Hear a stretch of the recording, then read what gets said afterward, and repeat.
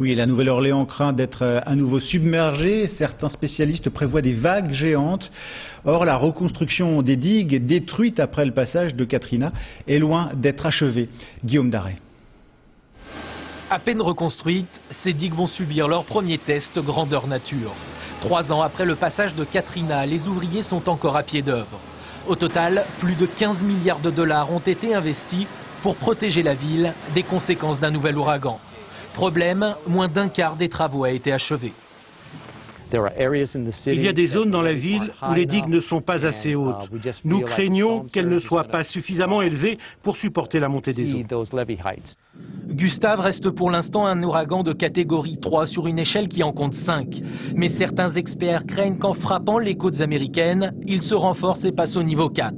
Selon eux, l'eau monterait donc très rapidement près de 6 mètres. Elle pourrait submerger la Nouvelle-Orléans à l'image de Katrina en 2005, un scénario catastrophe jugé peu probable.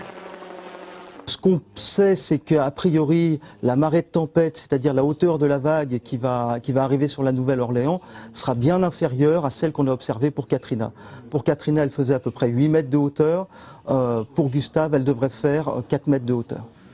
Comme la Nouvelle-Orléans, toute la Louisiane est une zone marécageuse. Des marécages qui s'enfoncent de près d'1 centimètre par an. Toutes les heures, c'est ainsi l'équivalent de 2 terrains de football qui disparaissent sous les eaux. Dans 50 ans, la Louisiane aura donc perdu une grande partie de la surface de son sol.